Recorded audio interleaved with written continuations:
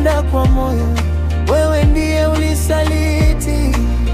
Sio kosa langu, sio kosa langu. Ndugu wangu, unaonekana una furaha sana siku hizi. Ni kweli dada, ni kwa sababu nimempata mtu sahihi na anayenijali kila wakati. Mapenzi ni mazuri sana, lakini usisahau kitu kimoja. Kitu gani hiko? Mtu anaweza kukupenda leo, ila maisha yakibadilika ndipo moyo wa kweli unapoonekana. Ni kweli unachokisema, lakini ninavyomjua Neema sio mtu wa namna hiyo.